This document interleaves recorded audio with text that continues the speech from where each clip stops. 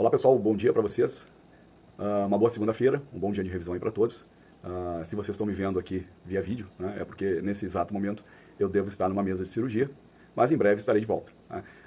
Vou fazer a revisão por aqui, né, vou passar para vocês aí vou dar a vocês umas ideias, né, do que a gente vai cobrar na avaliação, né, para que vocês possam se preparar direitinho, né, para fazer uma boa prova. Tá? Então, vamos que vamos. Então vamos lá, pessoal. Vamos fazer aí a nossa revisão para o nosso simulado de física. Tá? Vamos ver o que nós vamos cobrar de vocês aí. Tá? Basicamente, cada um dos temas que foram trabalhados, né, com vocês. Tá?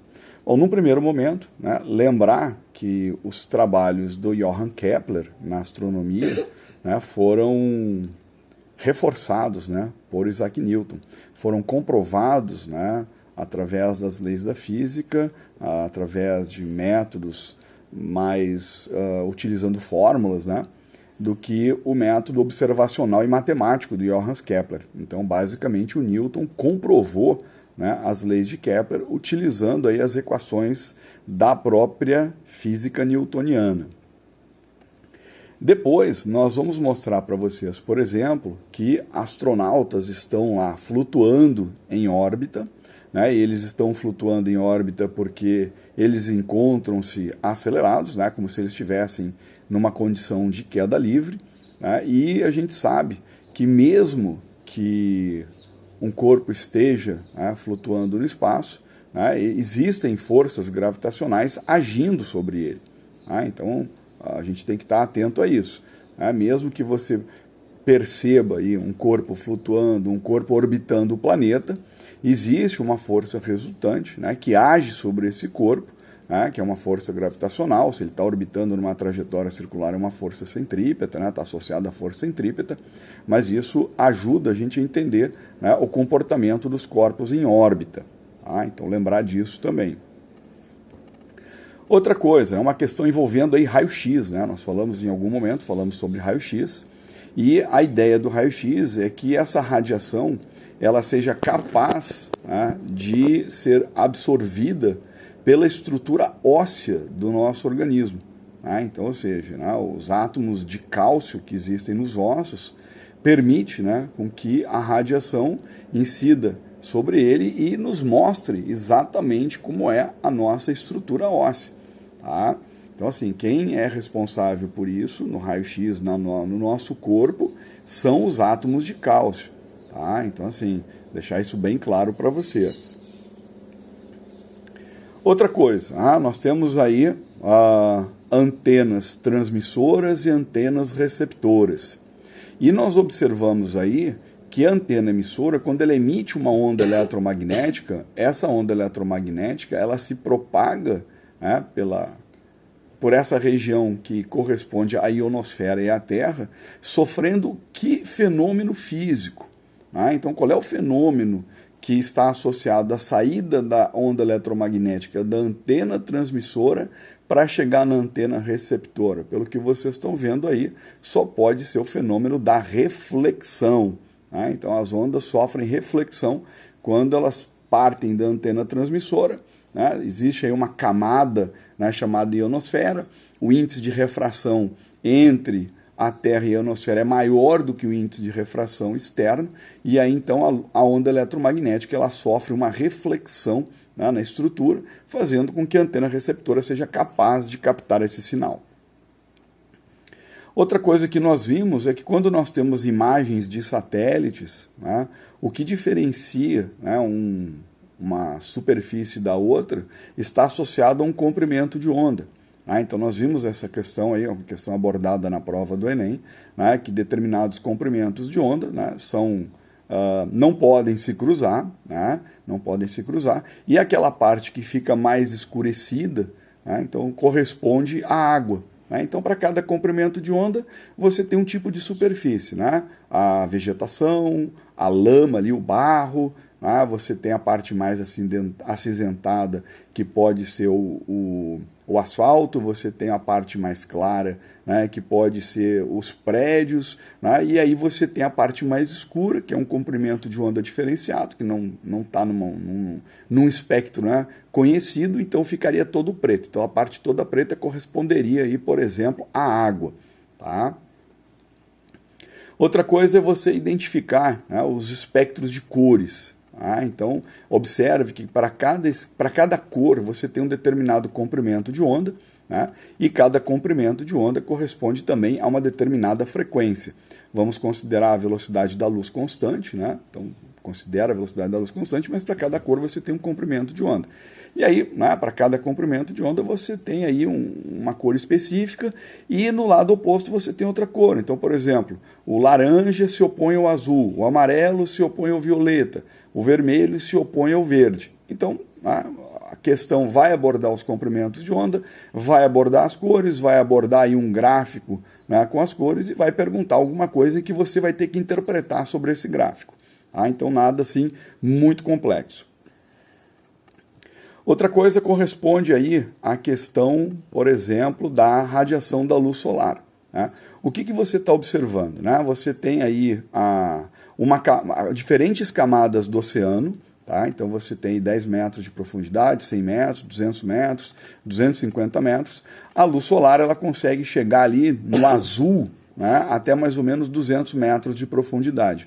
Observe que o vermelho, o amarelo, o laranja, né, eles já são absorvidos praticamente ali logo nos primeiros 10 metros. Né? Os 100 metros vai até o violeta, o verde vai até uns 150, 200 metros.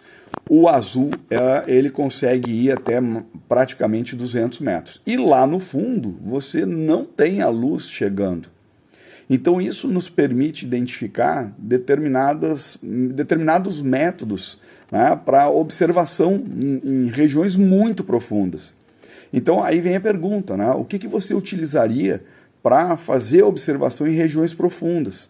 Né? Você utilizaria, por exemplo, um radar ou você utilizaria um sonar? Tá? Se a radiação ela não é capaz de chegar lá no fundo, não tem muita lógica a gente ficar utilizando radares, porque o radar trabalha com ondas eletromagnéticas. Então nós vamos utilizar o sonar. Então observe que para fazer observação em regiões profundas você vai utilizar sonares. Tá, gente? Então uma questão de interpretação aí, né? Outra coisa, que fenômeno é esse? Falamos muito sobre esses fenômenos, né? Sobre esse fenômeno durante as nossas aulas. Então, o que significa, o que acontece com uma onda quando ela é capaz de contornar um obstáculo? A onda, quando ela contorna o obstáculo, ela sofre, muito bem aí quem falou, difração. Então, a capacidade que uma onda tem de contornar o obstáculo, por exemplo, como na primeira imagem, né? E na última imagem ali do gatinho e do cachorro, né? Você está observando que está contornando obstáculos. Você está vendo ali embaixo ele atravessando fendas. Aquele foi o fenômeno que comprovou a teoria de que a luz era uma onda, né? A capacidade de atravessar uma fenda muito pequena, da ordem do comprimento de onda da própria radiação. Né? Então, o Thomas Young mostra, né, que a luz ela é uma onda através do fenômeno da difração também. Tá? Então, lembrar aí, né, dos fenômenos ondulatórios. Outra coisa, né? Refração da luz. Então, por que quando nós observamos um objeto, né, no fundo do mar, no fundo do rio, no fundo da piscina, nós enxergamos esse objeto mais próximo da superfície? Né? Porque a luz refrata. Então, você incide a radiação no peixe, a luz ela incide no peixe e reflete chegando até os olhos do observador. Observem muito bem a seta, né, da radiação saindo do peixe e chegando aos olhos do observador. A seta não pode estar no sentido contrário, porque os olhos da gente não emitem radiação. A radiação ela chega aos nossos olhos, então fiquem atentos a isso. Tá? E aí então você vai ter uma imagem virtual, porque tudo aquilo que a gente enxerga é dado pelo prolongamento do raio incidente. Então se o raio que incide nos nossos olhos, né, vem através do peixe e ele refrata, quando você prolonga esse raio vai chegar num lugar onde a gente vai ter uma imagem virtual do peixe. E observa que é uma imagem virtual, porque o peixe não está de cabeça para baixo, né? O peixe está vivo, ele não está morto, né? Ele está vivo, então tem que ser uma imagem virtual, não pode ser imagem real. Tá? Outra coisa, né? Observa aí a radiação emitida pelo Sol, né? Então nós temos os raios UVA, UVB e UVC, né? Então assim, quais são os efeitos sobre a nossa pele? Né? Então observa, né? Os raios ultravioletas são ondas mais curtas, né? Então, se você tem ali UVC com ondas curtas, depois você tem UVB, né? Ondas maiores, né? E aí, UVA, ondas que penetram profundamente a superfície da pele, capaz de causar o câncer, né? Então, repara, na faixa de 320 nanômetros, né? 290 nanômetros. Então, repara que aqui, 400 nanômetros, né? Na faixa da radiação. Então, observa que você está aumentando o comprimento de onda, evidentemente você está diminuindo a frequência. Então, o que faz com que a gente consiga se bronzear, né, com esse tipo de radiação é associado à frequência da onda. Né? Então, a frequência que está associada. Por que a gente não consegue se bronzear com a luz de casa? Né? Porque a frequência é muito baixa, é uma frequência muito pequena. Né? Aí, conforme você vai, assim, muito pequena em comparado a essas frequências. Né? Então, assim, você vai ver que o comprimento de onda ali, evidentemente, é muito maior. Né? Tá? Então a gente tem que ficar bastante atento a isso. Então toda vez que você quer fazer um bronzeamento artificial, você não vai utilizar a luz de casa, porque a frequência da luz de casa ela é muito baixa, não tem a ver com intensidade. Né? Você pode botar uma lâmpada de 100 watts lá, que tu não vai bronzear. Agora, se você mudar a frequência da onda, né, lembra, a gente viu alguma coisa ali na física moderna, né, que a energia está associada à frequência, então quanto maior a frequência da onda, maior a energia que ela carrega. Tá? Outra coisa que nós vimos aí também, né, a questão das cores. Né? Então, assim, né, cada estrela ela tem uma cor específica. Né? Então, por exemplo, né, as estrelas mais avermelhadas tem uma temperatura de 3.000 graus Celsius, alaranjada 4.500, amarelo 6.000, né, mais ou menos, né, a cor do nosso Sol. Então a temperatura do nosso Sol aí chega em torno de 6.000 graus Celsius. As estrelas mais claras, né, mais brancas, já chegam a 10.000 graus Celsius, e as azuladas chegam a 40.000 graus Celsius. Então, conforme elas vão envelhecendo, elas vão mudando suas cores, né, e também tem a ver com a questão, por exemplo, né, do tamanho, da massa. Então existem várias características físicas aí envolvidas. Então o nosso Sol ele é amarelo, a Betelgeuse é vermelha e a Sirius, né, ela é da cor azul. Tá? Então lembre-se aí que a temperatura de uma estrela está associada à sua cor. Né? Aqui mesma coisa, outra questão envolvendo aí, né, a radiação, né? Então de novo, né, a exposição do Sol entre 10 e 15 horas é quando há uma maior intensidade da radiação ultravioleta. Tá? Então, assim, nesse momento, você pode ficar exposto à radiação e sofrer danos. Tá? Por que nesse horário, né, você tem a maior intensidade da radiação? É porque o Sol se encontra numa posição em que os raios, eles, vamos dizer assim, refratam menos. Né? Então, a incidência é mais direta. A partir do momento que você tem o Sol às 8 da manhã, 9 da manhã, e depois das 16 horas, quando ele já está se pondo, né, você vai ter aí como é que se diz? Você vai ter uma absorção menor da radiação na nossa atmosfera. Então significa que você está menos exposto a se queimar, a ter aí um dano, né, na sua pele quando você está tomando banho de sol. Outra coisa, né, a questão do universo aí, né, gente? Então, assim, a gente sabe que o universo ele encontra-se numa condição, né, de equilíbrio, né? Então encontra-se aí numa condição de equilíbrio e todos os corpos, de certa forma, interagem entre si. Né? Lembra da força gravitacional de Newton? Né? Massa sempre interage com massa.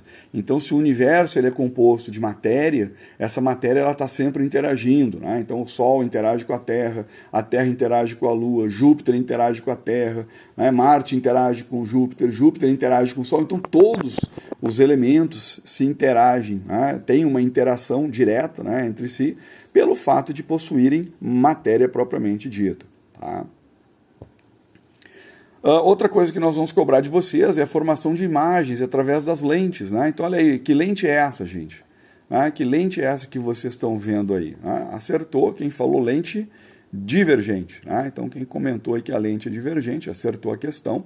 Né? Então, essa é uma lente divergente. E olha como é que é vista a imagem. Né? A pessoa está lá, você colocou a lente divergente na frente, olha lá como a imagem da pessoa apareceu menor. E aí, como nós vimos na aula, a formação dos raios notáveis, né?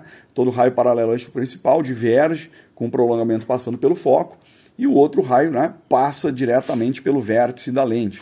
E aí, onde os raios se cruzam, ou um prolongamento se cruza com o raio direto, forma-se a imagem. Tá? E aqui a questão, né, do nosso olho. Né? Então, o nosso olho possui uma lente natural, né, como vocês podem ver, chamada de cristalino, e essa lente, né, o cristalino, é uma lente convergente. E a imagem que aparece projetada lá na retina é uma imagem real, porque ela é invertida. Né? Então você tem uma imagem real invertida, né, e, evidentemente, menor projetada lá no fundo do olho. Tá? Então, lembre-se disso. Né? Então, o nosso cristalino, né, praticamente é uma lente convergente na qual produz uma imagem real invertida e menor dentro do nosso olho, projetado lá na retina, onde está o nervo óptico, né, transmitindo essa imagem ao nosso cérebro. Bom, pessoal, é isso. Né? Então, finalizamos aqui a apresentação de vocês. Essas são as questões que vão ser cobradas aí no simulado de vocês. Espero aí que vocês, né, façam aí uma boa prova, um bom simulado, e nos encontraremos em breve, se Deus quiser. Grande abraço a todos, muito obrigado.